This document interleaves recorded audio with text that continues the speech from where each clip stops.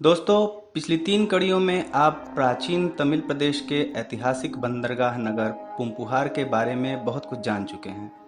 तीसरी कड़ी में आपने पुंपुहार के तटवर्ती जिले की व्यवस्था और बाजार के बारे में जाना। इस कड़ी में हम बता रहे हैं पश्चिमी जिले के बाजार और नगर की संस्कृति के बारे में। मैं इस समय काल के एक खंड में झांक कर देख रहा हूँ।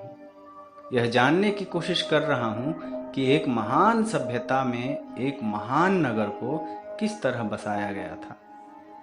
चोल काल में 500 ईस्वी के आसपास तक पुहार पत्तन की समृद्धि बनी रही। फिर यह नगर समुद्र में डूब गया, लेकिन आज भी कुछ छोटे गांव हैं जो इसकी समृद्धि के गवाह हैं।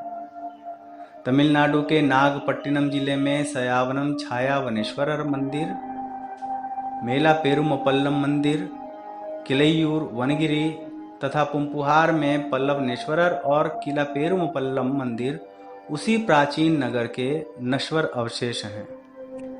पुरातत्वविद इनकी संरचनात्मक समानताओं और कार्यात्मक व्यवहार्यता का अध्ययन कर रहे हैं। यहाँ खुदाई में मिले कुछ घाटों के अस्तित्व नगर के विकसित होने की पुष्टि करते हैं। महाकाव्य शिलापथिकरम में अगर बंदरगाह, गोदाम, राजस्व कार्यालय, विशाल भवनों, लोगों की जीवन शैली और उनके व्यवसायों का उल्लेख है, तो संगम साहित्य के प्रमुख ग्रंथ पट्टिनपलाई की कविताओं में नगर की संरचना का शानदार वर्णन है। इसमें सुनियोजित नगर की मिश्रित संस्कृति और सभ्यता को दर्शाने वाले अलग अलग सुंदर एवं आकर्षक भवनों के उल्लेख हैं। चूंकि यहाँ विदेशी भी रहते थे, इसलिए नगर की सांस्कृतिक विविधता बेजोड़ थी। विदेशियों और राजा के सैनिकों के लिए नगर में विशेष इलाके थे।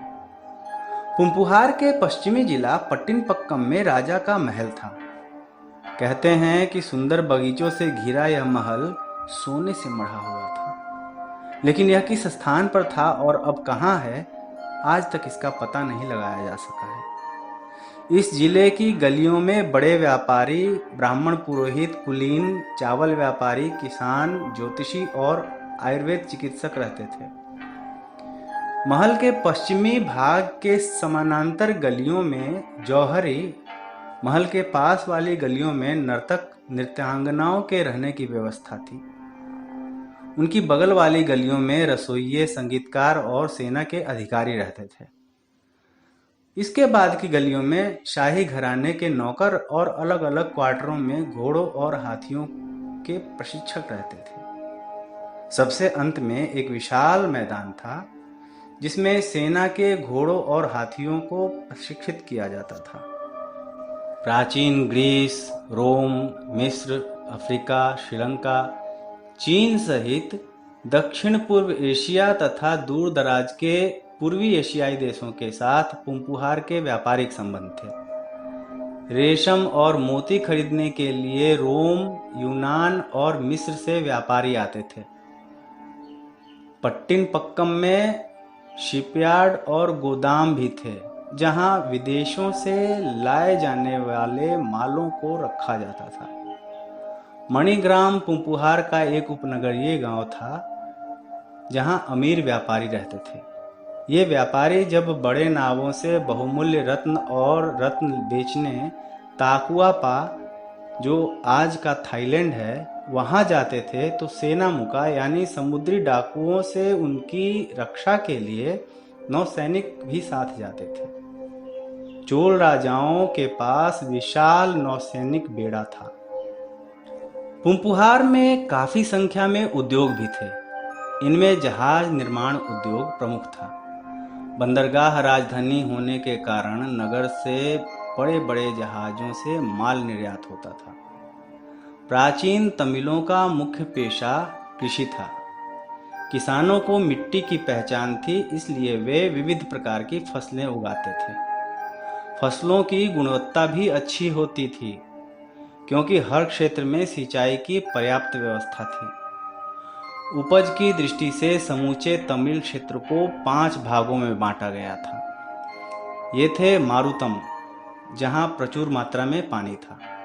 मेनपुलम में भी पानी पर्याप्त मात्रा में था। पिनपुलम सूखा, वैनपुलम की भूमि सख्त और कालार नीलम या उवर नीलम की भूमि नमक की प्रधानता वाली थी। संगम साहित्य के अनुसार मारुतम उपज की दृष्टि से सबसे ऊपर था। यहाँ धान का उत्पादन अधिक होता था।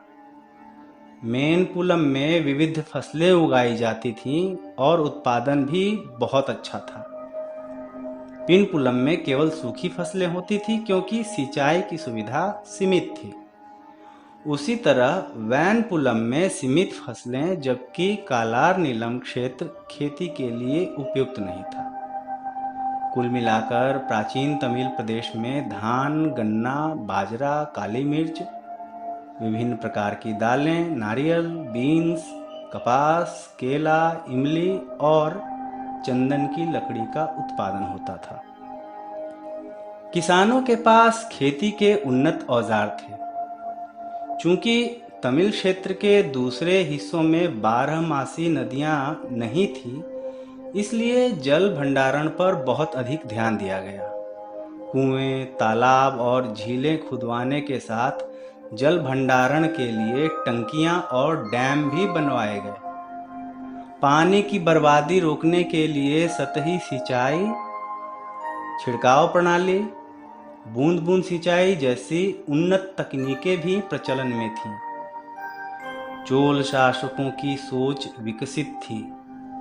करिकाल चोल ने जो कल्लनई डैम बनवाया था, वह 2000 साल पहले की उसी विकसित सोच को दर्शाता है। शुरुआती चोल राजाओं में करिकाल को सबसे ताकतवर और महत्वपूर्ण प्रशासक माना जाता है। उसने अनुमानतः 190 ईस्वी में तमिल प्रदेश पर राज किया। वह 7 सुरों का जानकार और वैदिक धर्म को मानने वाला था। करिकाल ने पट्टिनपलाई के लेखक को उपहार में उस समय 1,60,000 स्वर्ण मुद्राएं दी थी। उसने अपने संरक्षण में साहित्य को बहुत बढ़ावा दिया। तभी हम आज उसके द्वारा किए गए कार्यों के बारे में जान भी पा रहे हैं।